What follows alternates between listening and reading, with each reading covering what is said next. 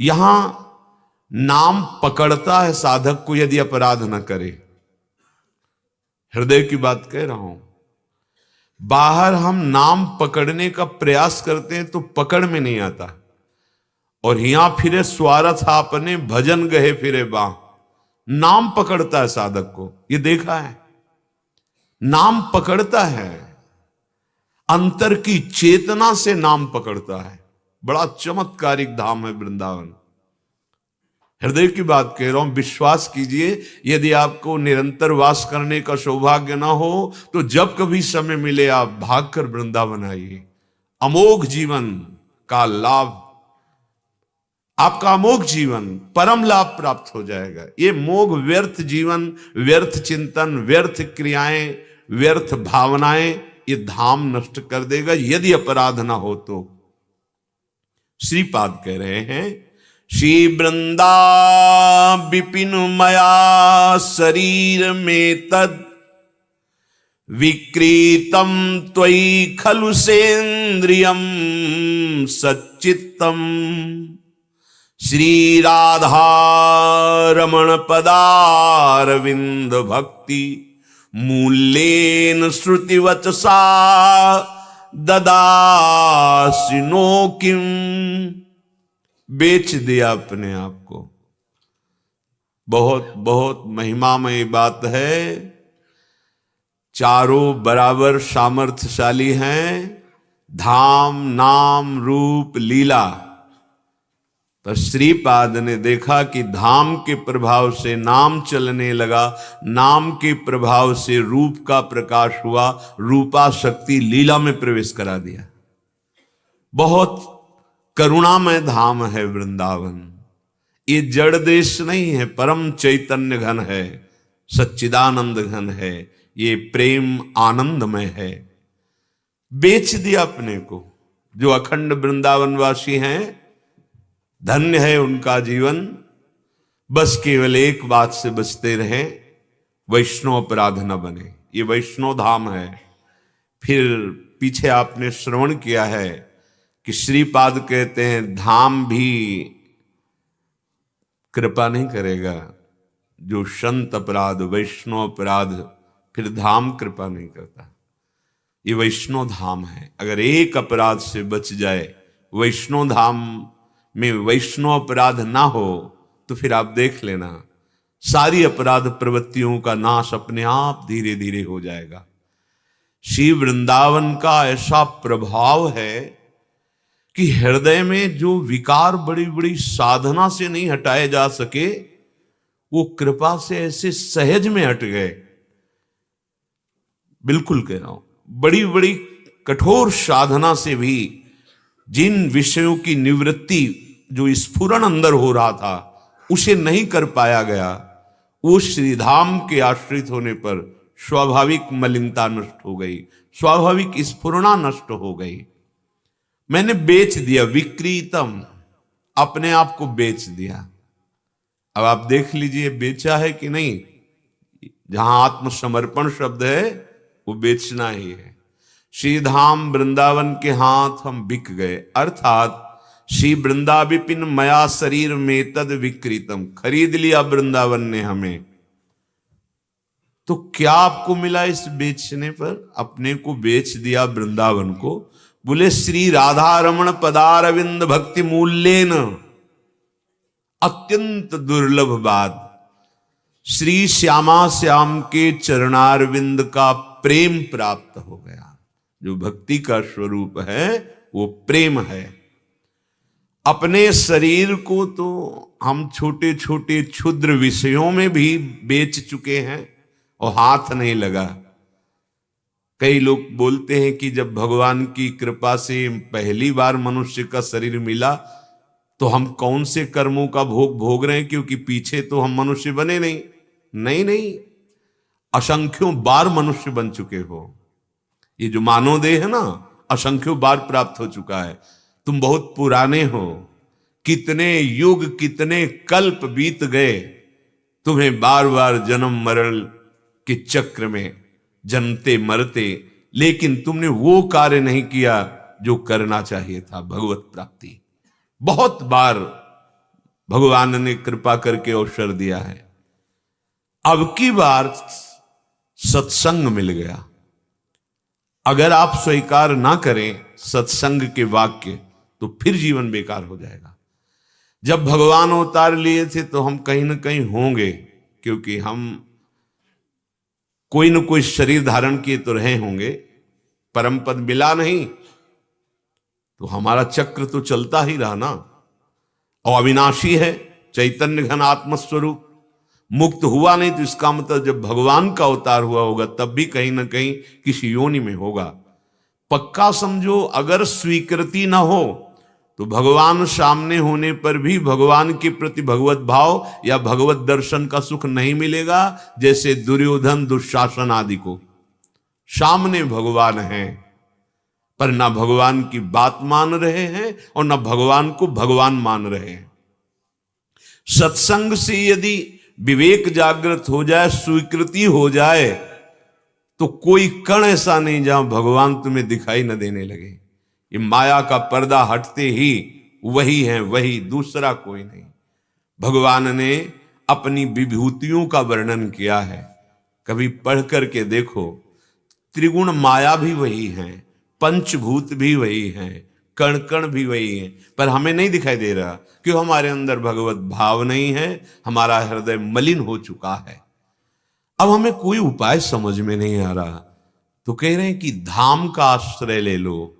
बहुत सरल है, धाम का आश्रय ले लो। अखंड वास तो धाम की महारानी जो लाडली जो है उनकी कृपा से मिलेगा, पर आश्रय तो ले सकते हो।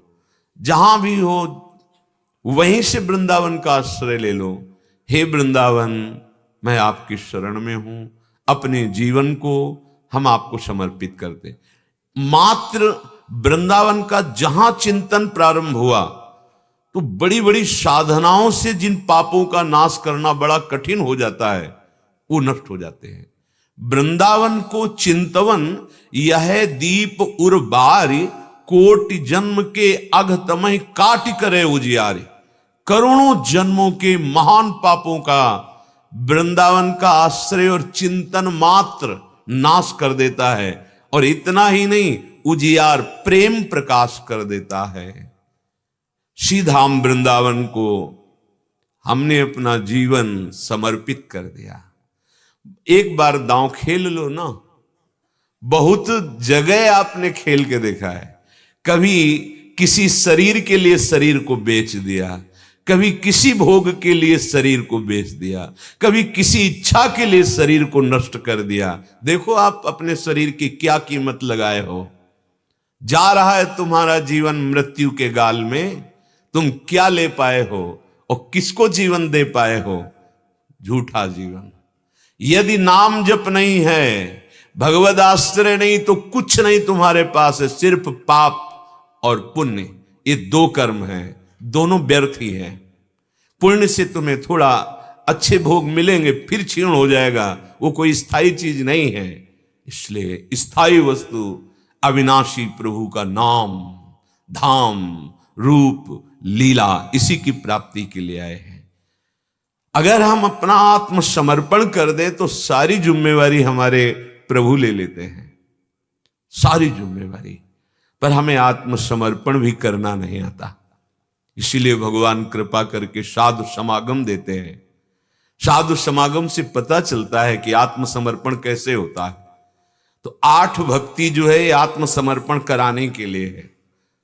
श्रवणम, कीर्तनम, स्मरणम, विष्णुर्पाद सेवनम, अर्चनम, वंदनम, दास्यम, सख्य, तब आत्मसमर्पणम।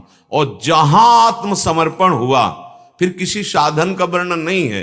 पाई रस भक्ति गूढ़ जुग जुग जग, दुर्लभ भव इंद्रादि विधिम। आत्मसमर्पण से ही महाप्रेम की प्राप्ति होती। इसीलिए कह रहे हैं कि मैंने अपने आप को बेच दिया। बड़े भाग्यशाली जन हैं। कोई निष्ठा तो आवे हृदय में जिनके, गुरु निष्ठा, नाम निष्ठा, धाम। यहां विषय निष्ठा है, अहंकार की निष्ठा है, मनमानी निष्ठा है। जो मन कहेगा वही हम करेंगे, जो इंद्रियां कहेंगी वही सुख है। बहुत भूल में जीवन जा रहा है। श्री राधारमण पदारविंद भक्ति मूल्येन श्रुति वचसा ददासि नो क्यों। मैंने सुना है कि प्रभु को आत्मसमर्पण कर दे, धाम को आत्मसमर्पण कर दे, तो वो वाक्य मुझे याद है कि उसका निश्चित परम कल्याण हो जाता है, वो प्रेम को प्राप्त होता है। यही सुनकर मैंने अपने आप को बेच दिया। सुनने से शरणागति होती है। श्रवण सुजस सुनी आयऊं, प्रभु भंजन भवभीर, त्राहि त्राहि आरति हरन, शरण सुखद रघुवीर। आपकी महिमा सुनी, प्रभु आ गया आपकी शरण में। त्राहि माम, अब जैसा भी हूं मैं आपका हूं।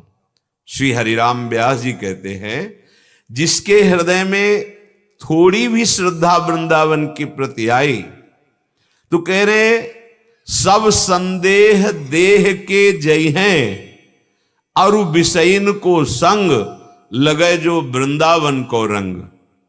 यदि वृंदावन थोड़ा भी प्यारा लगने लगे, रसिकों का तो प्राण है वृंदावन, जीवन है वृंदावन, सर्वस्व है वृंदावन। सच्ची मानिए, जिस दिव्य शोभा दिव्य लीला परम सुख को कहा गया संभाव्यो पिबिरंच नारद शिवो स्वयं भुवाद्यर्णय, बड़े बड़े ईश्वर कोटि के महापुरुषों के लिए अगम्य है।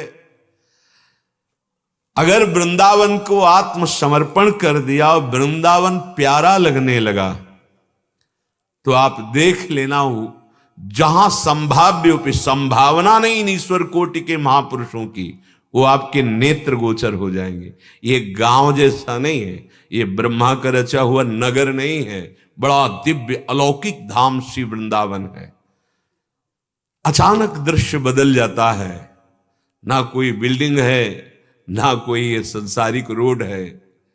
सच्ची मानना, दिव्य कुंज निकुंजे और गलबैया दिए हुए निकस कुंज ठाढ़े भय, भुजा परस्पर हंस, श्री राधा वल्लभ मुख कमल, निरख नयन हरिवंश। ये नहीं यहां की दर्शन केवल होते हैं, नहीं, एक बार जिसको नेत्रों में प्रिया प्रीतम की झांकी पड़ी कि सदा सदा के लिए प्रिया प्रीतम का संग प्राप्त हो जाता है। छिन छिन बिहरत संग, व्यवहार में वो कार्य वर्तते हुए दिखाई देता है, पर वो व्यवहार में नहीं होता, वो अपने आराध्य देव में स्थित होकर। यही भागवतिक शक्ति है कि यदि व्यवहार में है तो फिर आंतरिक कैसे अपने आराध्य देव में है। नहीं, ये बुद्धि की क्षमता से नहीं होता। जहां से समस्त ब्रह्मांडों को बुद्धि प्राप्त होती है, वो प्रभु ऐसी सामर्थ्य देते हैं कि वो अपने आराध्य देव में स्थित रहते हुए व्यवहार करता नजर आता है। एक बार केवल वो वृंदावन प्रदान करता है। बिल्कुल अक्षरशः सत्य समझो, ये वृंदावन तुम्हारे जीवन में ऐसी घटना प्रकट कर देगा, निहाल हो जाओगे। बस अगर हमारे धाम वास करते हुए या धामाश्रय लेते हुए भाव नहीं बढ़ रहा तो आप अपने हृदय को देखिए, कोई न कोई नकारात्मक भाव, किसी न किसी की निंदा, किसी न किसी वैष्णव के प्रति अपराध भाव है। अपने लोग जान ही नहीं पाते, बातचीत में अपराध कर देते हैं, सहज में ऐसे भारी अपराध कर देते हैं। किसी भी संत की, किसी भी वैष्णव की हम ऐसी हे निंदात्मक बातें करने लगते। आप क्या जानो, हृदय की स्थिति को क्या जानो। बाहरी व्यवहार से किसी की हृदय की ऊंचाई को नहीं देखा जा सकता। बड़े बड़े ऋषियों से भूल हो गई। माता सबरी की हृदय की स्थिति को कोई नहीं देख पाया। उनके गुरुदेव जानते थे किस महान रस भाव में ये देवी विराजमान है, और सब बड़े बड़े ब्रह्म ऋषि हे भाव से देखते थे, बीलनी है, ऐसा ऐसा।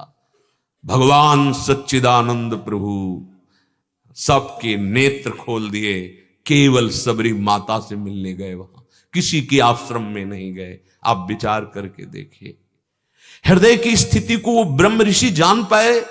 जहां घोर निशाचर रहते हैं, जो जिंदा ऋषियों को खाते हैं, अपने तपोबल से वो सुरक्षित हैं, लेकिन उनको भी सबरी जी के हृदय की स्थिति का ज्ञान नहीं। वो समझते हैं हम बड़े महान हैं, ये तो स्त्री शरीर है और ये भीलनी है। कहाँ, अगर कहीं आसपास सोहनी लगा रही है तो वो दूर हटते थे, कहीं सोहनी से कोई कण छू गया तो हम अपवित्र हो जाएंगे। क्या ज्ञान है, क्या स्थिति है इनकी, क्या जान रहे हैं सबरी माता की स्थिति को।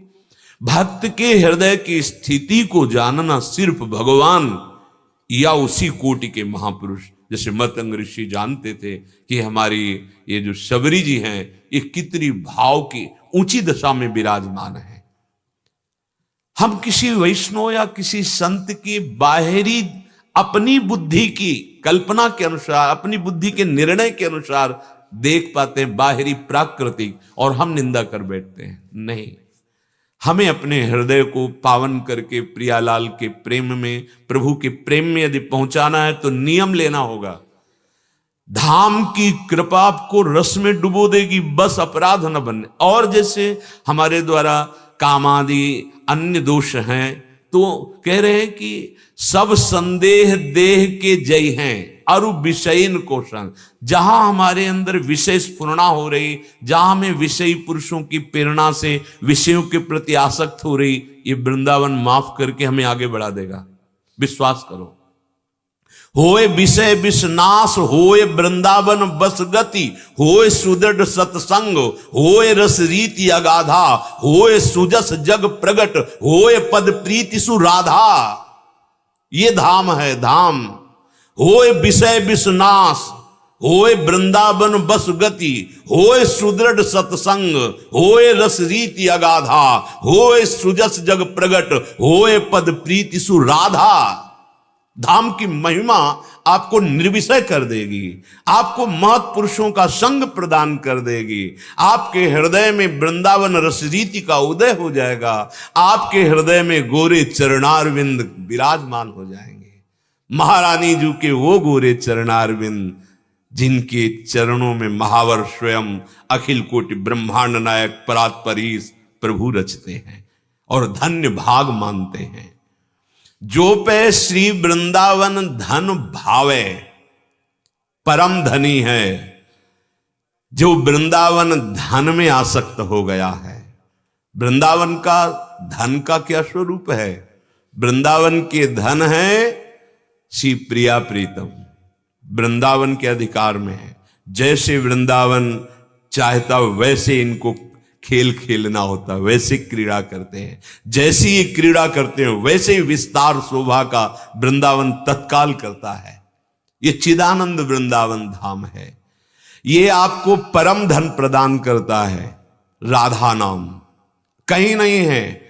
आगम निगम अगोचर राधे, जैसे कोई कहता है हमें तो शास्त्रों में तो नहीं, हम खुद कह रहे हैं आगम निगम अगोचर राधे। ये जो किशोरी जी का सांद्रानंद घन प्रेम में रूप है, परम रस सुधा में नाम राधा नाम है, ये धाम की कृपा से आता है। हृदय में, वाणी में या श्रवणेन्द्री में अगर कोई धाम का प्रेमी है सो ही राधा नाम का परिचय आपको मिलेगा, अन्यथा नहीं मिलेगा। हमारी रसमयी वाणियां इस बात में भरी हुई हैं, प्यारी जी के रूप में, प्यारी जी के नाम की महिमा में। तो कह रहे जो पे श्री वृंदावन धन भावे। अब मैं वृंदावन धन पायो, अविनाशी धन है। विनाशी धन तुम्हारे साथ एक सिक्का भी नहीं जाएगा, चाहे जितना बैंक बैलेंस कर लो, चाहे जितना बढ़िया मकान बना लो, चाहे जितनी भोग सामग्री एकत्रित कर लो, जाना है, जाना है यहां से। सोचो जरा, एक क्षण सोचो, यहां से जाना है, कैसा महसूस होता है? और जाना है, परम सत्य है, सबको जाना है। कब जाना है ये भी पता नहीं, पर जाना है। घबराहट नहीं पैदा हो जाएगी? सोचो जरा, अब हमें किसी क्षण बुलावा आ सकता है। हर समय तैयार जो है उनको भय नहीं होता है। तैयारी क्या है? राह में हमें कोई कष्ट नहीं होगा और हमें पता है कि हमें कहां जाना है। बस दो बात यदि आपके पास है तो मृत्यु आपके लिए खिलौना हो जाएगी। मृत्यु का नाम सुनते ही आप भयभीत हो जाएंगे। क्यों? क्योंकि आपके पास न राह का खर्च है और जहां जाना है वहां कोई परिचय नहीं है। जहां जाना है वहां परिचय नहीं, बस इस बात से घबरा रहे हो कि जो परिचय बनाया है, जो धन एकत्रित किया वो छूट जाएगा। बस मृत्यु यही भय प्रदान करती है। नहीं, मृत्यु कोई खास वस्तु नहीं है। जैसे आप बाल्यावस्था से जवान हुए, जवानी से बुढ़ापा आया, ऐसे बुढ़ापा से एक मृत्यु और मृत्यु से फिर नया जन्म, ये क्रम चल रहा है।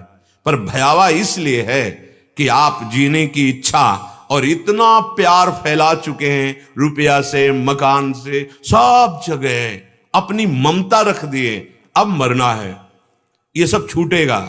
ये है दुख, भयानक दुख जो आंतरिक होता है, वो राग का होता है, वो ममता का होता है, जीने की इच्छा का होता है। और जहां जाना है वहां परिचय नहीं है, जहां जाना है वहां के लिए राह खर्च नहीं। राह खर्च है परम धन राधा नाम आधार, परम धनी हो जाओगे। सच्ची कहते हैं, यदि आप आत्मसमर्पण प्रभु को कर चुके हैं तो स्वप्न में भी भय देने की ताकत नहीं। स्वप्न में, जागृत की तो बात जाने दो, कई बार देखा स्वप्न कोई भयावह आने वाला है, ऐसा दृश्य उपस्थित है, उसी समय किसी न किसी रूप में स्वप्न में भय से रहित कर दिया जाता है। जागृत की तो बात जाने दो। अगर नाम आपके पास है तो आपको परिचय मिल जाएगा कि आपको जाना कहां है, और जिसको जहां जाना है वहां का परिचय मिल गया तो मरने से सब जग डरा, मेरो मन आनंद। ये बात, मृत्यु आनंदमय हो गई। अब कौन सा भय है? सबसे बड़ा भय तो मृत्यु का ही है, और उसे आप भुलाए हुए हैं। ये माया की चाल है आपके समय को नष्ट करने के लिए। भोगों में, नाना प्रकार की आसक्तियों में इतने भुलाए हुए हैं कि आपको यह ध्यान ही नहीं आता कि अपने को जाना है। सोचो जरा, एकांत में कभी सोचना, जब आपको प्रपंच के चिंतन में मन घसीट रहा हो तो सोचना, जाना है। सब नीरस लगने लगता है, सब नीरस। जाना है, जाना है, ये भी छोड़ना है, जाना है। तब जहां जाना है उसके परिचय की जिज्ञासा। धन्य है वो जिनके अंदर मृत्यु का भय लग गया और वो अभय होने के लिए भगवान की शरण में बढ़े आगे। जो सब हित आया आवा सरनाई, रखियो ताई प्राण की नाई, भगवान करें। यदि भयभीत होकर मेरी शरण में आ जाए तो जैसे मैं अपने प्राणों को अवश्य प्यार करूंगा, उसे निर्भय कर देते हैं। तो जो पे श्री वृंदावन धन भावे, अगर वृंदावन का धन आपको अच्छा लगने लगे, वृंदावन का परम धन राधा नाम है, इसी से सब प्राप्त हो जाएगा। राधा नाम जिह्वा पे चल रहा है, सब कुछ प्राप्त हो जाएगा। विश्वास कर लीजिए, ये धाम का गुप्त धन है जो स्वयं भगवान श्री कृष्णचंद्र जी अपनी वंशी से राधा नाम गाते रहते हैं, अपनी जिह्वा से गाते रहते हैं।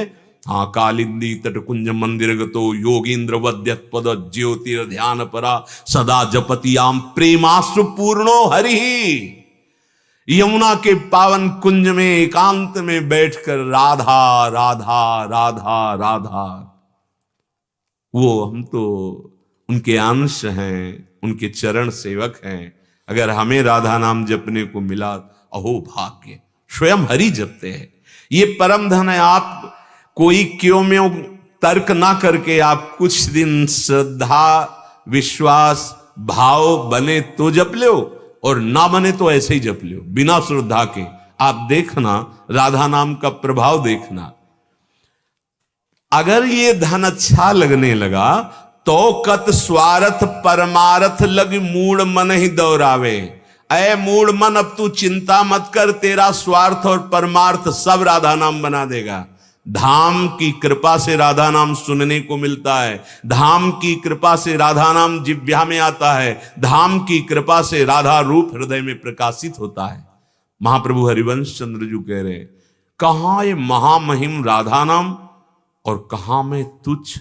आप विचार करो, हित सजनी जो है अवतार लिए हैं, राधा नाम के दाता हैं, और श्री किशोरी जी के चरणारविंद की दिव्य सेवा देने के लिए प्रकट हुए। वो कह रहे क्वाहम तुच्छा परम मधमा प्राण हो गर कर्मा यत्तन नाम स्फुरति महिमा हरेश वृंदावन से। ये राधा नाम जो मेरे हृदय में, मेरी जिह्वा में स्फुरित हो रहा है, सिर्फ वृंदावन की कृपा है, नहीं तो कहां मैं तुच्छ अधम और कहां ये महामहिम राधा नाम। बोले तुम्हारी मूढ़ता नष्ट हो जाएगी राधा नाम से, और जो अमूढ़ पुरुष होता है वो परम पद को प्राप्त करता है। मूढ़ पुरुष इसी जगत के भोगों में, संबंधों में, नाना प्रकार के गलत आचरणों में फंस कर अपने मनुष्य जीवन को नष्ट कर देता है। यदि राधा नाम चल रहा धाम के आश्रित हो तो तुम्हें स्वार्थ और परमार्थ की चिंता नहीं करनी। अपने इतनी अल्प बुद्धि के हैं, सोचते कैसे होगा, अगर हम भजन करने लगेंगे तो हमसे काम नहीं होगा, काम नहीं होगा तो हमारा जीवन नहीं चलेगा। ये तुम्हें माया केवल प्रेरित करके ऐसा समझा रही। भजन करते हुए बहुत सुंदर हर कार्य होता है। आप कितना कार्य करते हैं, आप कितना कितने घंटे मेहनत करते हैं। जब युद्ध करते हुए नाम जप हो सकता है, कौन सा ऐसा कार्य है जिससे भजन विक्षेप पहुंचा दे? नहीं, अभ्यास की कमी। नाम जप करते हुए बहुत सुंदर हर कार्य हो सकता है। तो तुम्हारा स्वार्थ और परमार्थ दोनों बन जाएंगे, भगवत प्राप्ति हो जाएगी। और इस लोक में समय का इंतजार करो, आपके केवल पाप नष्ट होने दो नाम जप से, फिर देखना अनुकूलता बिछ जाएगी। देख लेना, लौकिक सुख भी जिनके लिए तुम नाना प्रकार के प्रयत्न करके नहीं पा रहे हो, उस समय तुम्हारे अंदर इच्छा नहीं होगी, अनिच्छित आवे बरियाई, जबरदस्ती लोक की सुख सामग्री आपके पास आ जाएगी। जैसे समुद्र चाहता नहीं पर नदियां साफ प्रवाहित होकर वहीं जा रही, ऐसे सुख और संपत्ति जो नाम जापक है, जिसके पाप नष्ट हो गए, अपने आप घेर लेती है। हरिवंश महाप्रभु कहते हैं इह परलोक सकल सुख पावत। हरिराम व्यास जी कह रहे स्वार्थ परमार्थ सब हाथ में आ जाएगा। आपके अंदर इच्छा नहीं रहेगी भोगों की, पर ऐश्वर्य आपको घेर लेगा। ऐश्वर्य तो लौकिक बात है।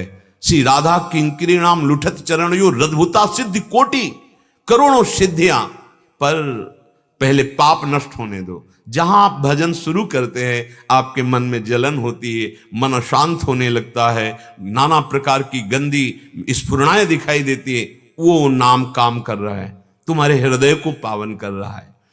नवनिधि अष्ट सिद्धि वन वैभव स्वप्ने अंत न पावे।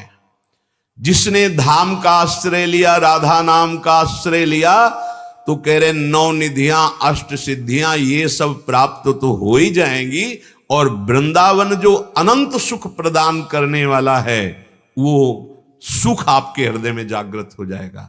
इन्हिन नयनन सब सुख देखे, अपनो जन्म सुफल करी लेखे। ये पार्थिव नेत्रों में दिव्य प्रेम नेत्र जागृत हो जाएंगे, और ये बिल्डिंगें नजर नहीं आएंगी, ये इनकी सत्ता नहीं है।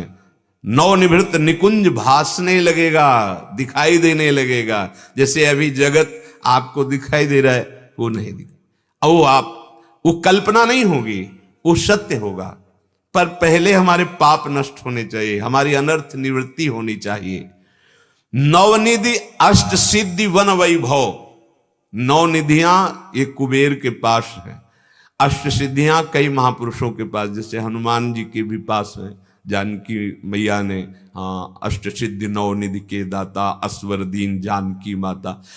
वन वैभव वृंदावन का महाप्रेम, जहां अनंतता है, अंत नहीं है, प्रतिक्षण वर्धमानम, वो आपके हृदय में जागृत हो जाएगा। जिस मोक्ष के लिए ज्ञान मार्ग में बड़ी बड़ी कठोर साधनाएं की जाती हैं, तो कह रहे हैं यहां घर घर भटकत मुक्ति बावरी। यहां मोक्ष घर घर के दरवाजे पर खड़ा इंतजार करता है। ये कभी चाह ले कि मैं मुक्त हो जाऊं, तो मोक्ष अपने का सौभाग्यशाली समझता है कि यहां कोई वर्ण कर ले, पर यहां कोई मोक्ष का वर्ण नहीं करता धाम प्रेमी। हरिवंश महाप्रभु कह रहे विभेमी कैवल्यता, मुझे मोक्ष। श्री रूप जी महाराज, रूप सनातन जी, रूप जी महाराज कह रहे ये पिशाचिनी, मुझे नहीं चाहिए मोक्ष। मुझे प्रिया प्रीतम का सानिध्य चाहिए, मोक्ष नहीं। यहां वृंदावन में मोक्ष भटकता कोई लेता नहीं। भगवान भी कह रहे हैं कि जो मेरे सेवा में आसक्त हो गया तो दीयमानम न गृहणंती बिना मत सेवनम जना। मेरे जो दास हैं, सेवक हैं, उनको जो प्रेम सुख मिलता है तो मैं मोक्ष देना चाहता हूं, पर वो स्वीकार नहीं करते। वृंदावन में घर घर मोक्ष दरवाजे पे खड़ा है कि मुझे स्वीकार कर लो। ये वो महापुरुष बोल रहे हैं जिनको प्रेम नेत्र प्राप्त है। ये विशाखा सखी के अवतार श्री हरिराम व्यास जी महाराज हैं। कह रहे महापतित पावन जमुना जल भूतल ताप नशावे। यमुना जल का दर्शन, यमुना जल का स्पर्श और स्पर्श करके आई हुई वायु जब हमारे शरीर पे लगती है तो निष्पाप हो जाते हैं। जिनकी भावना यमुना जी के प्रति ऐसी बन रही हो कि अब तो यमुना जी मलिन हो रही हैं, यमुना जी को मलिन कर दे, ऐसी माया में ताकत ही नहीं। यमुना जी कोई पानी नहीं बह रहा है, ये प्रियालाल के हृदय का उच्छलित प्रेम हमारे वृंदावन की यमुना जी है। हमारे वृंदावन की कलिंद पर्वत से आई हुई वृंदावन की यमुना जी में मिली और वही फिर प्रयाग में जाके गंगा जी से मिली। हमारी यमुना जी कुंडलाकार, जैसे कर्ण का कुंडल, ऐसे वृंदावन को घेरे हुए आप देखो, इधर यमुना जी, इधर यमुना जी। ये यमुना जी ब्रजेंद्र सूनु राधिका हृदय प्रपूर्यमाणयोर महारसाब्द पूरयोर रिवाति दिव्य ब्रेगता। हमारे लाडली लाल के हृदय का प्रेम उच्छलित होकर वृंदावन के चारों तरफ यमुना जी के रूप में, रस रानी के रूप में विराजमान है। जो कलिंद नंदनी है वो पटरानी बोली जाती है। यमुना पटरानी की जय। यमुना पटरानी आके यहां मिली है, सहचरी है ये हमारी श्री जी की यमुना जी।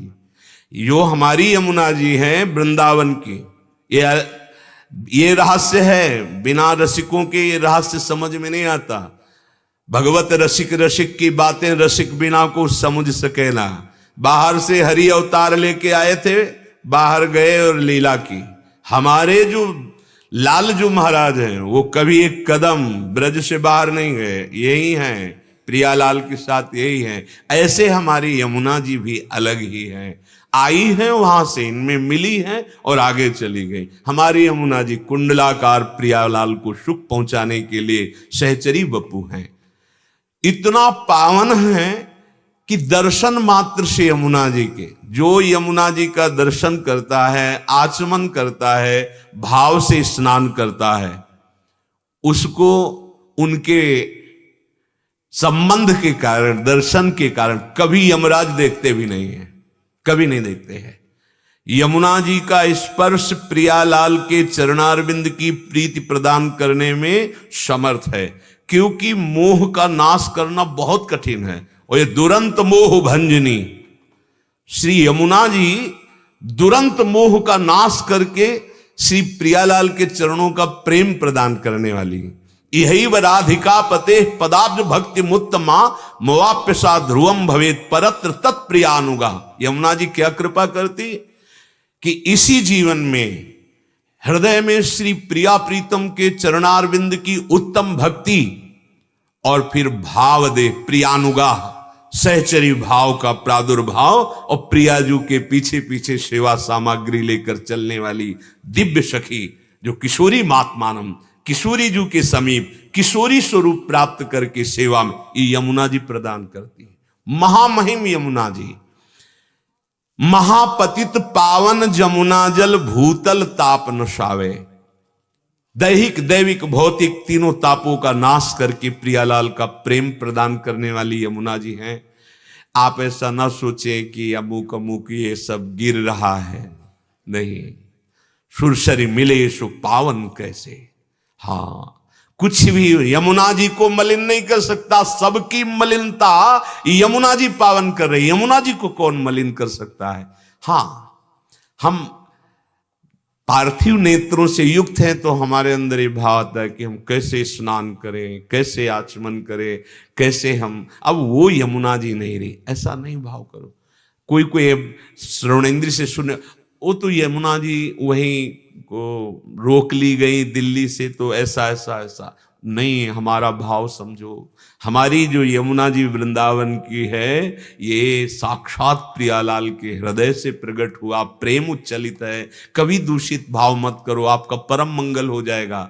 ये माया का स्वरूप ऐसा है कि इन पावन नदियों पर हमारी अब भावना भी ये बनती चली जा रही कि अब तो बड़े बड़े नाले गिर रहे हैं, अब कहाँ वो यमुना जी रही। नहीं नहीं, नाले भी गिर रहे हैं तो उनको पावन कर दिया, वो हमारे को अपवित्र नहीं करेगा। हमारी यमुना जी को अपवित्र करने की सामर्थ्य त्रिभुवन में माया में है ही नहीं।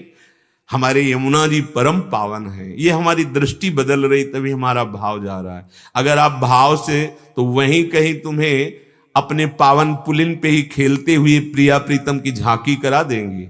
हमें अपने भाव से, जैसे अब वो वृंदावन नहीं रहा, अब तो ऐसा मत बोलो, ऐसा मत सोचो। वृंदावन एक रस है, परिवर्तनशील संसार नहीं। यमुना जी अपने स्वरूप में है, उनको ऐसे भाव से ना देखो। भगवत प्रेमी महात्मा अपने स्वरूप में है, उनको ऐसे भाव से ना देखो, तो हमारा परम कल्याण हो जाएगा। नव निकुंज रति पुंजनि बरसत हरसि राधे गुण गावे। यह नौ निकुंज है, ऐसी ऐसी शोभा वृंदावन की कुंज निकुंजों की है, पर ऐसी लीला बाहरी है कि यहां तुम्हें करील ही अगर कहीं दिखाई देंगे तो करील आदि, तमाल आदि, पर आपको सच्ची बतावे, जो धाम की कृपा से दृष्टिगोचर जब होगा तो वृंदावन द्युति पत्र की उपमा को कछुना ही कोटि कोटि बैकुंठ हो तेई सम कह ले जाए। जैसे आप सेवा कुंज जाइए तो आपको कटीली लताएं दिखाई देंगी, ऐसी नहीं है। ये केवल हमारे नेत्रों में धोखा प्रकट कर रही है माया। ये जब आपका भजन ठीक होने लगेगा और धाम कृपा करेगा, एक पत्ते की कांति के बराबर महामहिम धाम वैकुंठ धाम को भी इतना, क्योंकि उसमें प्रियाजू का प्रतिबिंब पड़ रहा है। बड़ी सुंदर शोभा, बड़ा नव निकुंज रति पुंजनि बरसत हरसि राधे गुण गावे, जो पैसी वृंदावन धन पावे। यदि आप कुछ पद याद किए हो और वृंदावन की गलियों में गाते हुए देखो, बाहरी स्वरूप को तो आप छोड़िए, अगर उसको पकड़ोगे तो वहीं फंसे रहोगे। एक एक ये जो गलियां हैं, यहाँ की जो भूमि है, ये महान प्रेमियों के आंसुओं से भींगी हुई है, इसे कोई बदल नहीं सकता। देखो, वही गिरिराज जी हैं जिनको प्रभु ने उठाया, ये वही यमुना जी हैं जहां हमारे प्रिया प्रीतम अवगाहन करते थे, अवगाहन करते हैं, अवगाहन करते रहेंगे। हमारे आपकी क्या बात, आज भी वही यमुना जी हैं। ये वही भूमि है जहां महान प्रेमियों ने अपने विरह अश्रु से, प्रेम अश्रुओं से संपूर्ण भूमि भिगोई है। चाहे गोपीजनों से लेकर अभी तक जितने महापुरुष यहां प्रेम को प्राप्त हुए आंसुओं से, या तो आनंद अश्रु बह रहे हैं या विरह अश्रु बह रहे। आप यहां घूम रहे, आपको यहां विचरण करने का सौभाग्य मिला। आप एक पद दो पद जो याद किए हो उसी को गुनगुनाते रहो, फिर आप देखो उस पद की लीला झलकने लगेगी। थोड़ा पावन होने दो हृदय। सदा अधीन रहत नित मोहन मन ले प्रिय ही रिझावे। हमारी महारानी जी के अधीन श्री लालजू महाराज। अब आप हम राधा चरणारविंद के शरणागतों की ठसक कैसे जानेंगे। अरे शिव विरंची जिनके चरण रखने की चौकी की वंदना करते हैं, वो लालजू महाराज हैं। जाहि बिरंची उमापति नाए, तापे तय बन फूल बिनाए। हम ऐसी महारानी जी की शरण में, तो हम का मतलब हम सब वृंदावन में कोई किसी भी संप्रदाय का हो, किसी भी उपासना का हो, यहां बोलना पड़ेगा जय जय श्री राधे। ये महारानी जी का महल है। यहां राधा गुण गाने पर ही आप किसी भी उपासना में हो, आपकी सिद्धि होगी। आप अगर आत्मज्ञान प्राप्त करना है तो बोलना पड़ेगा राधे राधे। ये महल है हमारी महारानी जी का। आपको कोई भी मार्ग में सिद्धावस्था प्राप्त करनी है तो यहां जय श्री राधे बोलना पड़ेगा। ये महारानी जी का महल है, तभी ये धाम आपको उच्च अवस्था प्रदान करेगा। सदा अधीन रहत नित मोहन, मोहना जिनको कहीं भी मोह नहीं होता उनका नाम है मोहन, और मोहन सबको मोहित कर ले। इन मोहन को मोहिनी प्रियाजू ने अपने अधीन कर लिया है प्रेम में। तै निज भजन कनक तन जोवन, लियो मनोहर मोल, राधा प्यारी तेरे नयन सलोल। तै निज भजन कनक तन जोवन, लियो मनोहर मोल। अधीन मानो बिके हुए लालजू श्री हमारी लाडली।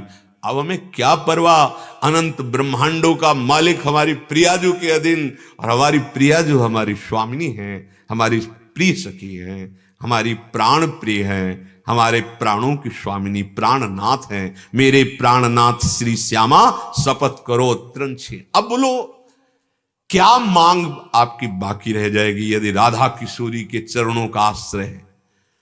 श्री लालजू महाराज अधीन, सारे न्याय अनंत ब्रह्मांडों के इन्हीं से होते हैं। अनंत ब्रह्मांडों के जितने भी न्याय, तभी वो कहते अनुल्लिख्यानंतान पितदप राधान मधुपति। जो राधा चरणारविंद का आश्रित राधा राधा राधा, तो महाराज उसका रजिस्टर ही हटा देते हैं। ये तो प्रियाजू के चरणों का आश्रय ले लिया। व्यास स्वामिनी रास मंडल में चुटकिन पिय ही नचावे, जो पे श्री वृंदावन धन भावे। यदि वृंदावन का आश्रय, राधा नाम का रटन, तो सब कुछ प्राप्त हो जाएगा। वो देखने को हरिराम व्यास जी कह रहे, मैं देख रहा हूं जैसे प्रियाजू चाहती हूं वैसे लालजू नृत्य कर रहे हैं।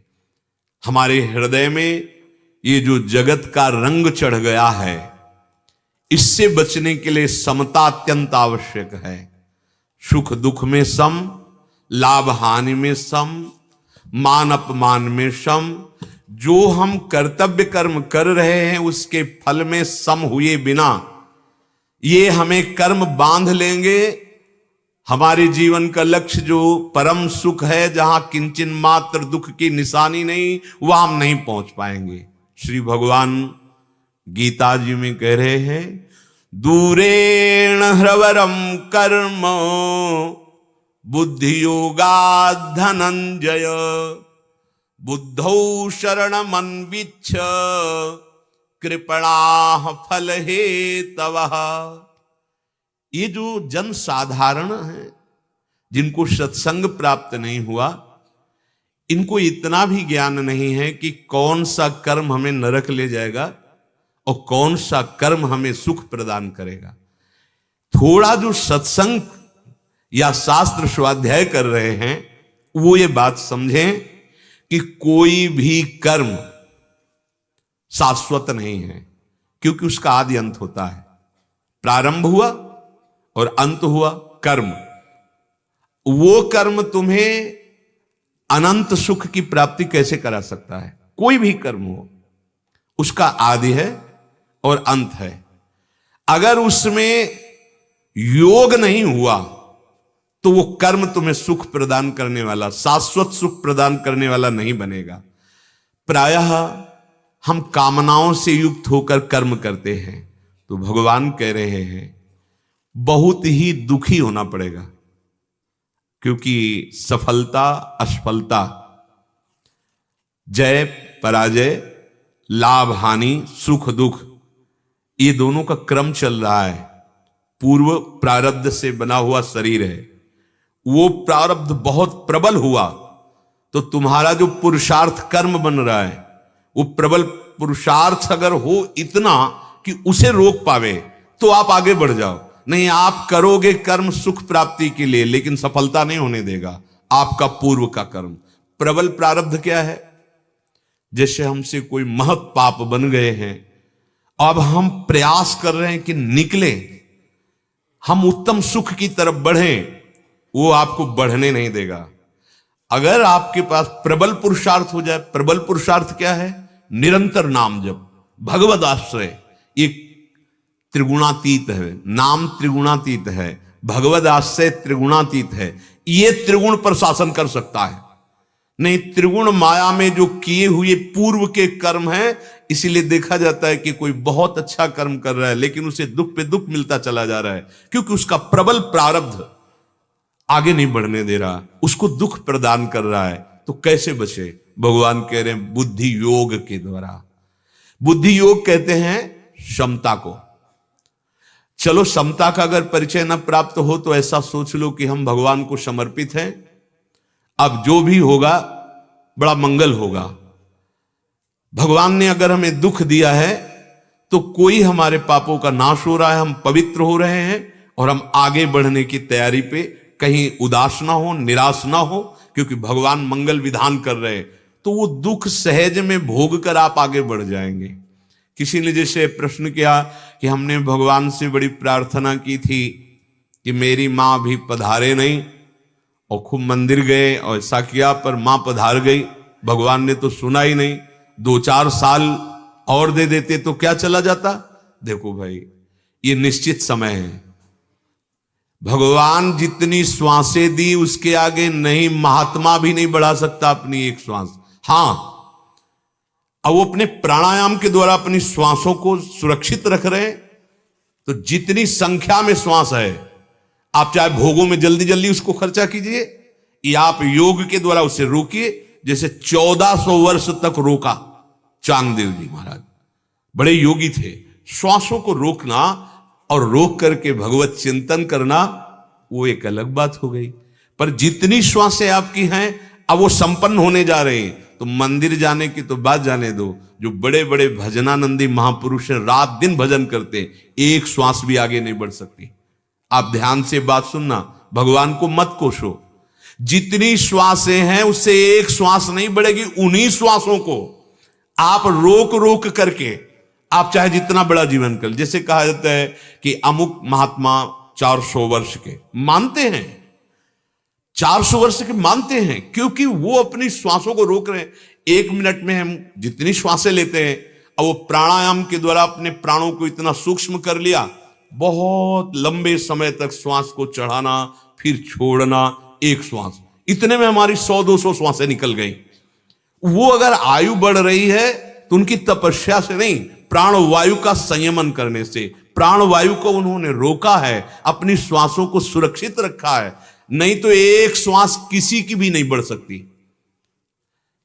अगर हमारा मरण का आखिरी श्वास है तो तुम भोग लगाने के बाद या मंदिर जाने के बाद तुम्हारे पास यदि त्रिभुवन की राज्य लक्ष्मी हो और आप दें कि एक श्वास बढ़ा दो तो नहीं बढ़ेगी।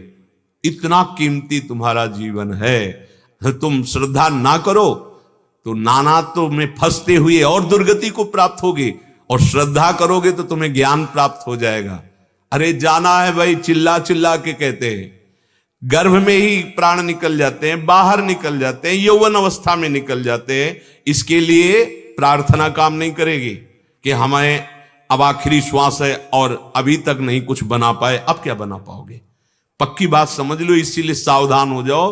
तुम्हारा जीवन बड़ा संकटपूर्ण जीवन है मानव देह, यद्यपि दुर्लभ है पर क्षण भंगुर रहा, किसी भी क्षण नष्ट हो सकता है। आप ये ना सोचे कि हम मंदिर गए प्रार्थना की तो श्वासें, अगर हैं श्वासें तो रुकते रुकते भी आगे बढ़ जाएंगी, और नहीं है तो चलते चलते रुक जाएंगी, कोई नहीं इनको बचा सकता। श्वासें बिल्कुल गिनती की हैं, एक भी श्वास नहीं बढ़ सकती, विश्वास मानिए। और बात, आप छोटी छोटी बातों में कामना करके भगवान को, आपकी कामना पूर्ति नहीं हुई तो उपहास नहीं करवा रहे आप अपने भगवान का। आप कैसे हैं? हम कोई पद गा रहे हैं या कोई चालीसा गा रहे हैं या कोई स्तोत्र गा रहे हैं कि ये काम हो ही जाना चाहिए, और अगर नहीं हुआ तो क्या आपके अंदर आस्तिकता की जो नींव है वो हिल नहीं जाएगी? क्या आपके अंदर नकारात्मक भाव भगवान के प्रति नहीं आ जाएंगे?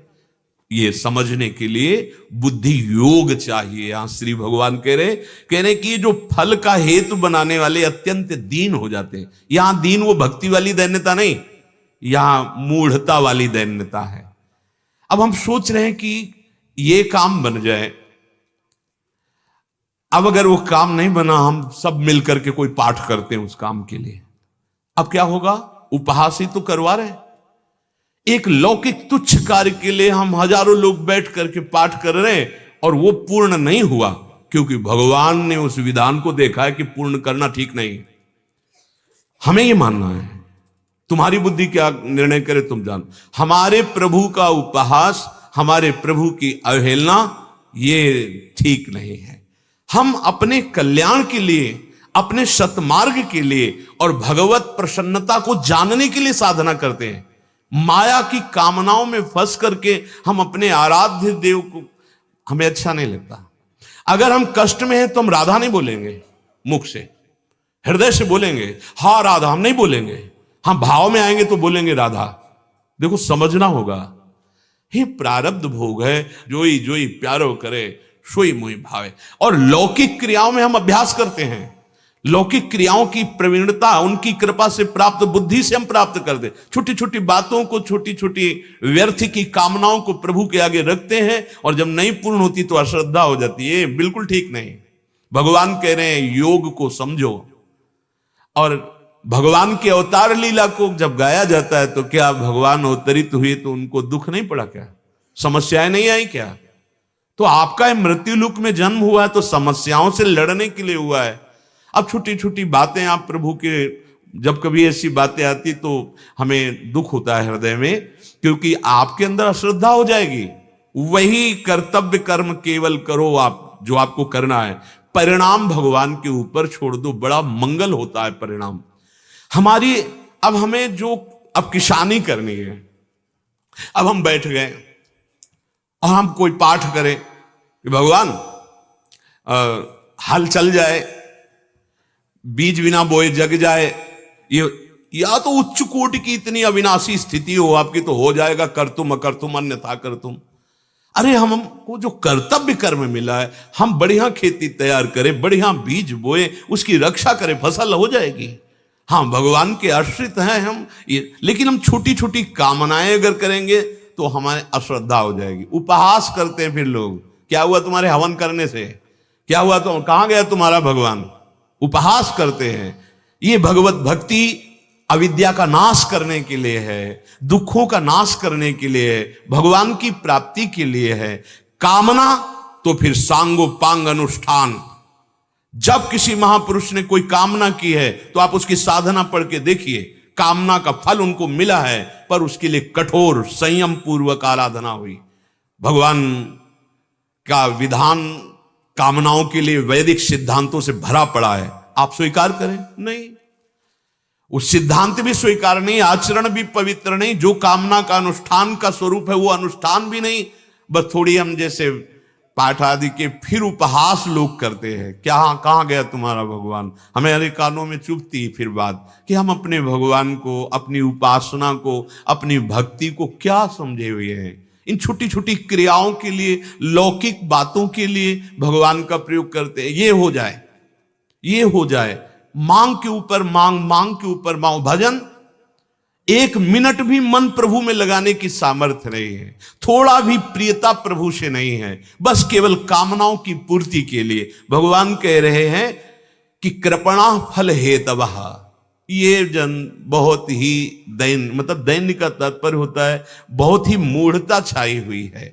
देखो कितना उपहास होता है, लाखों के बीच में उपहास होता है कि हम कोई पाठ कर रहे हैं सब मिलकर के कि ऐसा कार्य हो जाए, अब वो कार्य नहीं हुआ तो अब उपहास का पात्र नहीं हुआ कि अब हम ये अपने आराध्य देव का ये पाठ कर रहे थे, इतने लोग मिलकर, नहीं हुआ तो कोई निष्ठावान टिकेगा नहीं, श्रद्धा हो जाएगी कि शायद इसका फल नहीं है। नहीं हुआ, मोह है। सत्य वस्तु कभी व्यर्थ नहीं जाती है, पर उसको तुम व्यर्थ असत्य क्रियाओं में तौलने लगे तो कृपणा फल हेतवः। सकाम भाव से कर्म करने वाला सदैव दुखी ही होता है। अब हम सब सकाम भाव से ही लगे, देख लीजिए। बड़े भाग्यशाली है जो सत्संग के प्रभाव से फल में समता ले आए हैं। अगर लाभ मिला तो जय श्री हरि, अगर हानि भी हो गई तो जय श्री हरि, क्योंकि हानि हमारी हानि कर नहीं पाएगी। नाम चल रहा है, प्रभु के आश्रित है, बड़ा छुपा के अपनी भक्ति को ऐसे प्रदर्शन में मत लाओ, नहीं तो उपहास होता है, बहुत बुरी तरह से उपहास होता है। जाओ ये हो जाएगा, अब होना ही चाहिए। अगर कह दिया जबान से कि ये हो जाएगा तो फिर होना चाहिए, आप कुछ नहीं पलट सकता। अब इतनी जितेंद्रियता, इतनी पवित्रता, इतनी तपस्या, इतने सामर्थ्य, अब भगवान को भी वही करना होगा, वही होना, तब तो बोले, और नहीं तो चुप रहे, उपहास न करवावे अपनी भक्ति का अपने। एक है कि इतना अभ्यास में प्रवीण है कि अभ्यास के द्वारा वो लाभ पर अपना अधिकार कर रहा है।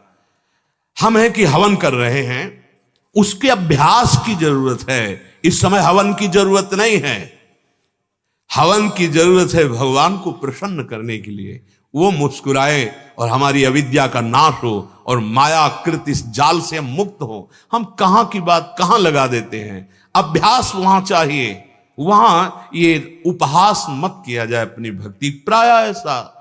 फिर वो निरादर उधर, तुमने पाठ किया सब मिलके, क्या मिला तुम्हें? अब वो नास्तिकता और पुष्ट हो रही है, कैसे बतावें। श्री भगवान कह रहे ये सकाम भाव अत्यंत निकृष्ट है, ये परिणाम में दुखी और नास्तिकता ही पैदा करता है, क्योंकि अनुष्ठान नहीं है। करदम जी को आदेश हुआ सृष्टि रचना करो, उन्होंने कहा कि इसके लिए तो हमें पत्नी चाहिए, और कौन पत्नी बनेगा अब हमें पता नहीं है, और हम किसी के पास याचना करने जाएंगे नहीं। एकांत होकर के 10,000 वर्ष तक तपस्या की, भगवान प्रकट हुए और कहा आदि सम्राट महाराज मनु अपनी पुत्री देहूति को लेकर के परसों आएंगे और आपको पाणी ग्रहण करा देंगे। अगर हमें चाहिए भी तो फिर इस कोट से चाहिए, अनुष्ठान ऐसे 10,000 वर्ष तक उन्होंने, अपनी तो आयु ही 80-70 है। अरे तो 10 दिन तो अनुष्ठान संयम से हो जाए किसी कामना की पूर्ति के लिए। केवल ऐसा नहीं है कि आप थोड़ा सा और फिर मनमानी आचरण, कभी ऐसा नहीं हुआ। कितने वर्ष तक ब्रह्मचर्य रह करके कश्यप जी ने जब पुत्र उत्पत्ति की तो भगवान के परम वाहन गरुण जी महाराज प्रकट हुए, सूर्य के सारथी अरुण जी, 2 पुत्र प्रकट हुए विंतादि से, गरुण और अरुण। तपस्या और भजन तप संतान, तो ऐसे महान प्रकट हो। हमारी हालत क्या है?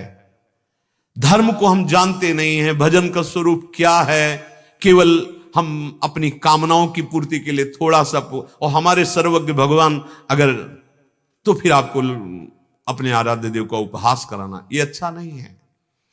सच्ची भक्ति का स्वरूप यही है कि बड़े से बड़े कष्ट में हम आह कह सकते हैं, राधा नहीं बोलेंगे, नहीं बोलेंगे। आपने हमें जो ये दिया है महान प्रसाद, आजीवन इसको हंसते हुए सहेंगे और अंदर अंदर आपकी मुस्कुराहट देखना चाहेंगे, बस। इसके लिए राधा नहीं बोलेंगे कि हाय मैं बहुत कष्ट में हूं राधा, या ये विपत्ति दूर कर दो राधा, नहीं। इससे लड़ने की सामर्थ्य अपने आप हमें प्राप्त हो जाएगी। और सच्ची मानना, जब ऐसी निष्ठा में आओगे तो ब्याज में ये सब खत्म हो जाएंगे। ये जितने दुख देने वाले कर्म हैं, मूल तो प्यारी जू और प्यारे जू का प्रेम प्राप्त होगा। ये सकामता हमारी दुर्गति किए दे रही है, और सब सकामता के बिना एक कदम नहीं चलना चाहते। यही हमारे बंधन का हेतु है। सच्ची मानो आपको कुछ नहीं चाहिए, आप ऐसे महान हैं अंदर से। आपका जो स्वरूप है कैसे बतावे, क्योंकि वाणी का विषय नहीं। ये शरीर की आसक्ति के कारण ही हम कामनाओं के जाल में फंस गए। इसी जाल से बचने के लिए मानव देह और सत्संग मिला है। ये भक्ति, ये ज्ञान, ये योग के मार्ग, इनसे बचने के लिए है, और हम प्रयोग करना चाहते हैं इसी में और फंसने के लिए। कैसे सर्वज्ञ भगवान आपको फंसने देंगे यदि आप वाणी से भी बोल चुके हैं कि मैं आपका आश्रय लेता हूं। ये माया के दलदल में और आपको ढकेल देंगे, वो सर्वज्ञ आपको ढकेल देंगे। जब नहीं तो फिर आपकी मांगी हुई बात पूरी नहीं होगी, नहीं पूरी होगी तो आपकी अश्रद्धा हो जाएगी। इसलिए कह रहे कृपणा फल हेतवा। ये बहुत समझने का विषय है। हम लोग इसी में प्रायः प्रश्नों में यही आता है, भगवान ने ऐसा क्यों नहीं किया, भगवान ने उसको क्यों नहीं बचा लिया, भगवान ने उसको क्यों। 3 लीलाएं वो अपने आप में कर रहे हैं। आप अपने आप को जान जाओ, आप कोई और नहीं है।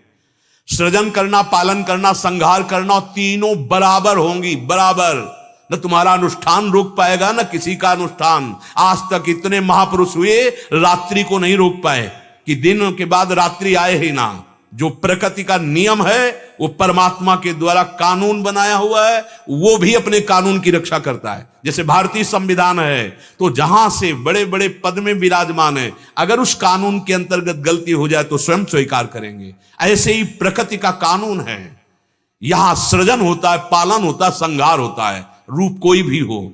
आपके रोने धोने से, आपके अनुष्ठान से कोई फर्क नहीं पड़ने वाला। हां, आप भक्ति का अनुष्ठान, ज्ञान का अनुष्ठान, इन त्रिगुण माया से बचने के लिए निकल जाओगे। अब आपने मंदिर गए, प्रार्थना की, आपका शुभ लागू हो गया, काम बन गया, बोले भगवान है, भगवान ने हमारी कामना पूर्ति की। और अगली बार सब में भगवान, बहुत समझो, बिजली का पावर जैसे सब यंत्रों में, ऐसे सब में भगवान। जो विनाश कर रहा है वो भगवान की शक्ति है उसमें, जो पालन कर रहा है वो भगवान की शक्ति से पालन हो रहा है, जो सृजन हो रहा है वो भगवान की शक्ति से हो रहा है। तुम अल्प बुद्धि हो, सीमा में बांध लिया मैं मोर तैतुर, तो एक पालन कर रहा है तो जय हो, और एक विनाश कर रहा है तो उसके। हाँ ठीक है, व्यवहार काल में ऐसा होगा, वो तो धर्म का पालन करने वाले अधर्म का विरोध करते ही हैं, पर आंतरिक मूल बात, अगर छाती से धर्म प्रकट हुआ है तो सरकार की पीठ से अधर्म प्रकट हुआ है। पावर दोनों को वही से मिल रहा है, और ये बात समझना बड़ा कठिन है। आप शास्त्र पढ़ के देखो, यहां से हृदय से भगवान के धर्म का प्रादुर्भाव होता है तो पीठ से भगवान के, और आप किधर हो? पीठ की तरफ। भगवान के सन्मुख हो गए तो धर्म में आचरण हो जाएंगे, और भगवान से विमुख हो गए तो अधर्म में आचरण। अधर्म का परिणाम रचा हुआ है नरक और दुख आदि, नाना प्रकार की चिंता, भय आदि। ये सकाम भाव अगर आप छोड़ पावे तो बहुत जल्दी काम बन जाए, कोई परेशानी छोड़ने में नहीं। हम जो कर्म कर रहे हैं उसे भगवान को समर्पित करके फल भगवान पर छोड़ दें। जे विधि होए नाथ हित मोरा, करो शुबेग दास में। इसमें क्या परेशानी है? और सच्ची हम मांगना नहीं जानते हैं। अगर हमें मांगने की बात आवे ना, तो जैसे एक गरीब आदमी किसी चक्रवर्ती सम्राट के सामने जाए और कह दे मांगो आज मैं तुम्हें दे दूंगा, तो उसकी सोच ही इतनी है कि वो 4 गाय 1 भैंस है, उसका अगर साल भर का चारा मिल जाए और परिवार के लिए भोजन मिल जाए और 1 लाख रुपया मिल जाए, वो बहुत, जब इतना सोचेगा तब इतना ही मांग सकता है। और अगर उसको उसके ऊपर छोड़ दे कि महाराज हम क्या मांगे, अब आपका जो मन हो, तो वो अपनी स्थिति के अनुसार देगा। ऐसे ही महापुरुषों ने प्रायः कि हम प्रभु मांगना भी नहीं जानते कि आपसे क्या मांगे, आप अपनी इच्छा से दे। तो अपनी इच्छा से भगवान अपनी अविरल भक्ति दी है, प्रेम दिया है, माया नहीं दी है। जब कृपा करते हैं तो माया मुक्त करते हैं भगवान, द्वंद्वों से मुक्त करते हैं। और हम लोग माया के ही कुछ कणों को मांगते हैं, जब वो नहीं देते तो बोले भगवान भैया हम हाथ जोड़ते हैं, मानव जीवन अश्रद्धा के लिए नहीं मिला, अपना कल्याण कर लो। ये पाठ, ये नाम जप, ये हवन, ये भगवत प्राप्ति के लिए है। इसका प्रयोग इधर मत करो। पहले से ही हम इतना फंसते हैं वासनाओं में, और आश्रय मिला है अब कृपा से। अगर हम उन वासनाओं से तौलेंगे इस भक्ति मार्ग को, ज्ञान मार्ग को। प्रश्न करते हैं कि पाप करते हुए देखा गया, पूरा जीवन पाप किया और कोई कष्ट नहीं, और यहां भजन करते हैं, कदम कदम पे दुख आ रहा है। ये क्या है? बड़े आराम से वो चैन से मरता है। ये भाई लंबा है सफर, उसका लंबा है सफर, पता नहीं अभी कितने कल्प भटकना पड़ेगा। और ये जो संत महात्मा या धर्म से चलने वाले गृहस्थ हैं, इनको जो आप दुख देख रहे हो ना, इनका बहुत कम में निपटा के ये आखिरी है, ये जन्म आखिरी है। अब अपने प्रभु से मिलन का, बहुत जन्म से तड़पे हैं, दरस बिन दुखन लागे नयन, अब अवसर मिला है। तो ये जो कष्ट पे कष्ट दिखाई दे रहा है, ये बहुत जल्दी पूरा हिसाब बहुत थोड़े में और साफ कानून के अनुसार भी, कि हाँ भोग मिल गया, 100 का 1 में निपटा देंगे भगवान। देखो ना बड़े बड़े महापुरुषों, ये कष्ट ये कष्ट ये कष्ट, और वो पापाचरण कर रहा है, धर्माचरण कर रहा है पूरे जीवन में, आखिरी में ऐसे सहज में मर गया, कोई सड़न नहीं, कोई परेशानी नहीं। इसका मतलब नहीं है कि ये वर्तमान की, अब जो फसल उसने की बहुत जन्म काटना है, और अब ये जा रहा है अपने प्रभु के धाम को। ये मलिन शरीर फटाफट भोग रहा है, और बड़े हिसाब को थोड़े थोड़े में। तो ये अज्ञान के कारण, ना जानने के कारण कहते हैं कि ऐसा क्या भगवान का निर्णय है ऐसा कि पापाचरण कर रहा है बड़ा सुखी दिखाई दे रहा है, धर्म से चल रहा है बड़ा दुखी ऐसा नहीं। अज्ञान की बुद्धि से मत नापो। संपूर्ण कर्म तुम्हें बांध ही रहे हैं, जो भी तुम कर रहे हो। जैसी तरिवंश नरक गति दुर्भरी, यम द्वारे कटियत नक छीके। मतलब यहां एक सेकंड भी जो क्रिया कर रहे हो बिना फल दिए नहीं जाएगा। अगर आप होश में नहीं हो तो आपकी हर क्रिया शास्त्र विरुद्ध हो जाएगी, क्योंकि मन और इंद्रियां केवल ये माया से आकर्षित होकर अधर्माचरण की प्रियता रखती हैं, अपवित्र हो चुकी हैं। इनको वही अच्छा लगेगा जो निषेध किया गया है, वही खाना पीना, वही आचरण अच्छा लगेगा। फिर हमारा मार्ग बिगड़ जाएगा। तो क्या करें? भगवान कह रहे हैं योग, बुद्धि योग। अगर हर कर्म हम भगवान को समर्पित करने की भावना करें, क्योंकि समता को समझना बड़ा कठिन है, हर कर्म भगवान को, तो हमारे अंदर डर पैदा होने लगेगा। जो डर गया वो बच गया। समाज का डर, कानून का डर, शास्त्र का डर, भगवान का डर, इनमें से कोई भी डर अगर हमारे अंदर आ गया तो हम बच जाएंगे पापाचरण करने से।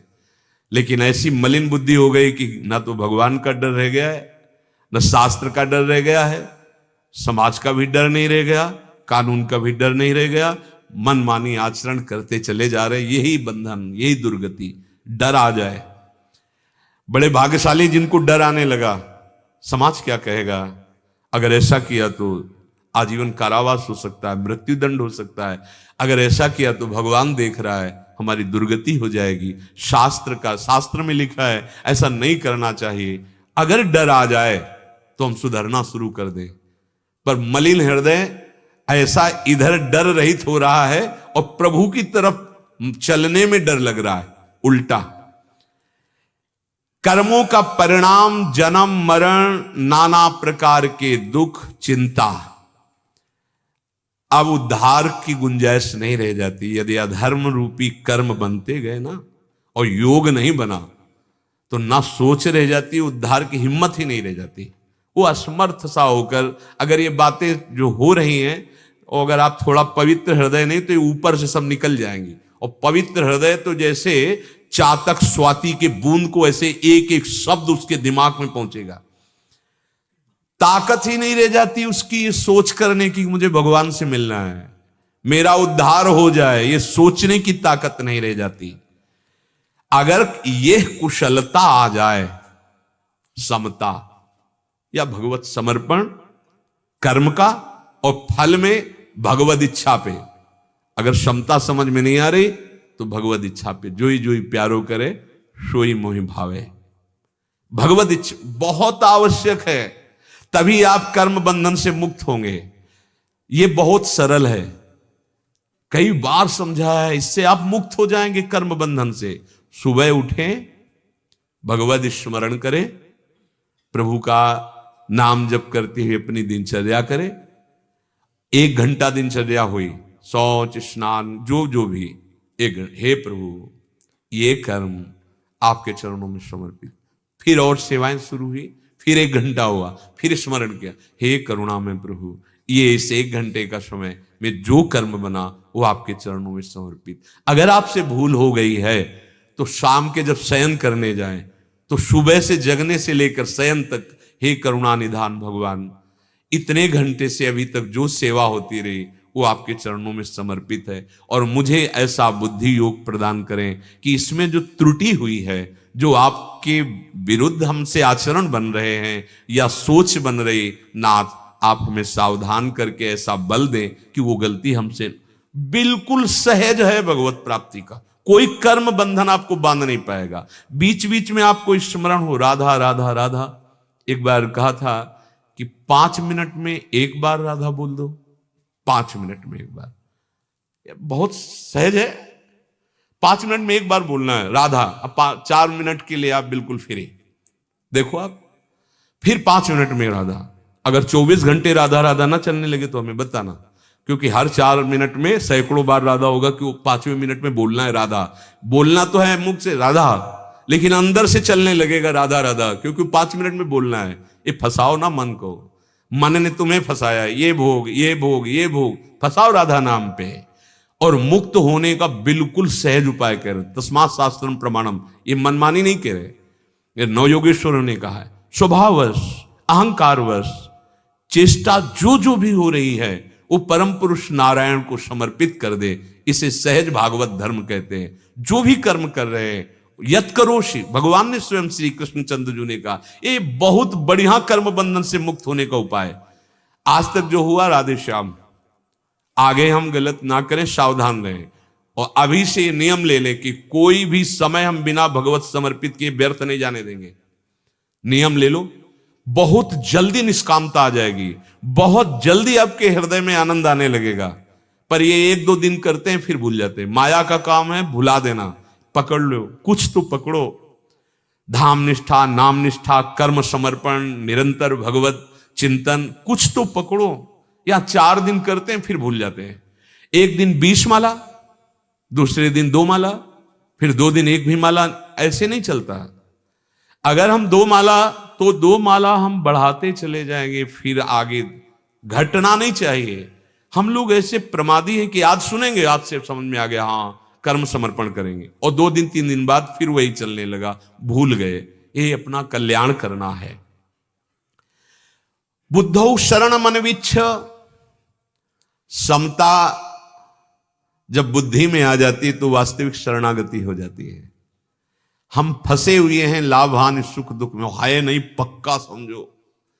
बोले हमें तो भोगना पड़ रहा है, तुम्हें क्या, तुम तो बाबा जी हो। स्वप्न में जैसे आपको भोगना पड़ता है ना सुख दुख, और होता कुछ नहीं है, आपसे सच्ची कह रहे हैं, बिल्कुल ऐसा ही है। ये बिल्कुल ऐसा ही एक बड़ा स्वप्न है। इसी स्वप्ने में सब कुछ हो गया, सत्य कुछ नहीं है। कई बार आपको बताया है, महापुरुषों ने भगवान से कहा हमें अपनी माया दिखाओ। जैसे मार्कंडे जी, जब भगवान नारायण प्रकट हुए तो कहा तुम्हारी कोई इच्छा, तो उनका प्रभु आपके चरण कृपा प्रसाद से कोई चाह नहीं है, सुना है आपकी माया बड़ी प्रबल है, ये क्या है, दिखाओ अपनी माया। अंतर्धान हो गए भगवान। थोड़ी देर में देखा कि समुद्र अपनी मर्यादा तोड़ के बह रहा है। ये देर न लगी, पूरा ब्रह्मांड जल में, भारी थपेड़ों में मार्कंडेय ऋषि, हाहाकार मच गया, कुछ नहीं बस ब्रह्मांड में जल ही जल। और क्या क्या आप पढ़ करके भागवत में देखिए, बड़ा जब विकल हुए एकदम, तो उस महान जल राशि में बटवृक्ष और उसमें पत्ते पर गोविंद, बाल गोविंद, क्या करार विंदेर पनार विंदम मुखार विंदे विनिवेशयंतम वटस्य पत्रस्य पुटे शयानम बालम मुकुंदम मनस। भगवान अपने अंगूठे को ऐसे मुख में लिए, ऐसे ये थोड़ी शांति मिली, क्योंकि भगवत दर्शन हो रहे। पर फिर अचानक इतनी लहरें, मुस्कुरा दिया भगवान, उनके मुख में उदर में गए वो, फिर वहां सब वही ब्रह्मांड, वही प्रलय। बहुत वर्णन। इसके बाद जब त्राहिमाम प्रभु बचाओ, तो आंख खुली तो कुशासन में बैठे अपने आश्रम में, एक बूंद पानी नहीं, महाप्रलय हो गई जल की, और एक बूंद पानी नहीं। और ये देखा बहुत कल्प व्यतीत हो गए, और 2 घड़ी में 48 मिनट में बहुत कल्प बीते। ये वही माया में अपने लोग फंसे हुए हैं। कोई नहीं है, न मैं न तू, न मेरा न तेरा, या मैं ही मैं है या तू ही तू है। ये द्वैत, ये भेद नहीं है, ये स्वप्न चल रहा है। अरे हम नहीं कह रहे, काशी से बोल रहे भगवान शिव, उमा का हूं मैं अनुभव अपना, सत हरि भजन जगत सब सपना। हमारी बात ना मानो तो शिव जी कह रहे सपना में चल रहा है। उड़िया बाबा से महात्मा ने पूछा, तो क्या हम आपसे बात कर रहे हैं तो स्वप्न में? बोले स्वाप्निक तो हो ही, मैं और तू दिखाई दे रहा है ना, आप बात करता है, हमसे उत्तर ले रहे हैं, तो स्वप्न में तो ले रहे हैं। जागृत जब हो गए तो एको ब्रह्म द्वितीयो नास्ति, कोई प्रश्न नहीं। अगर प्रश्न है तो स्वाप्निक पुरुष हो, स्वप्न में हो, मैं और तू दिखाई दे रहा है ना, उत्तर देने वाला, प्रश्न करने वाला 2 दिखाई दे रहे हैं ना, ये स्वप्न चल रहा है। और स्वप्न बड़ा सुखद और दुखद होता है, बिना जागे सुख दुख नहीं हटता है। हम सब अविद्या रूपी मोह ग्रसित होकर यही सुख दुख के पचड़े में भगवान जगा रहे हैं। शरण में हो जाओ भगवान की, और दुख सुख से बचने के लिए अपने हर कर्म को भगवान को समर्पित कर दो। अगर हमसे कोई अशुभ कर्म भी हो जाता है, भगवान बड़े कृपालु हैं। जन अवगुण प्रभु मान न काऊ, दीन बंधुअति मृदुल स्वभाव। बच जाओगे। नहीं, अवश्य में भोक्तव्यम कृतम कर्म शुभाशुभम। जैसे आग में चंदन डालो, लोहा डालो, विष्ठा पड़ जाए तो आग अपना ही स्वरूप दे देती है। यद्यप तीनों अलग अलग हैं, चंदन सौरभ परम पवित्र, लोहा एकदम घन और वो निकृष्ट, लेकिन आग तीनों को स्वरूप दे देती है अपना। उनका नाम रूप हटा करके आग कर देती है। चंदन भी आग बन जाता है, लोहा भी आग में हो जाता है और विष्ठा भी आग में हो जाता है। हमारी सत असत भावनाएं सब परम पावन हो जाएंगी यदि हम भगवान की शरण में होकर फल के हेतु ना बने। हम फल पे जो विचरण कर रहे हैं हमारी अज्ञान की धरा है, और फल मिलेगा, बहुत अच्छा मिलेगा। अरे भैया, भोग लगाओगे तो प्रसाद आप ही को पाना है, बड़े कृपालु हैं, सब आपको ही मिलेगा प्यारे। हर कर्म का बड़ा उत्तम फल मिलेगा आपको, पर आप जो फल की कामना कर रहे हैं वो निकृष्ट है। भगवान कह रहे हैं दूरेण ह्रवरम कर्म बुद्धि योगाद। ये जो बुद्धि योग से विलग हैं, ये सकाम भाव करने वाले अत्यंत निकृष्ट भाव को प्राप्त हो गए। निकृष्ट भाव को, ये निकृष्ट भाव जब कानों में पड़ता है तब लगता है कि आप अपने साथ धोखा कर रहे हैं। शास्त्र अवहेलना, संतों की अवहेलना, भगवत अवहेलना, ये आप अपने साथ धोखा कर रहे हैं, किसी का कुछ नहीं बिगाड़ रहे हैं। फल अवश्य मिलेगा, महान फल मिलेगा छोटे से कर्म का। ध्यान दीजिए, बहुत उत्तम बात है। छोटा सा कर्म निष्काम आपको महान फल दे के रहेगा, बिना दिए वो रुक नहीं सकता। अगर आपने कामना कर ली तो कृपण फल हेतवः, फिर आप वैसा ही अनुष्ठान करो जैसी कामना, नहीं तो नहीं मिलेगा। और अगर आप निष्काम हैं, अनुष्ठान में त्रुटि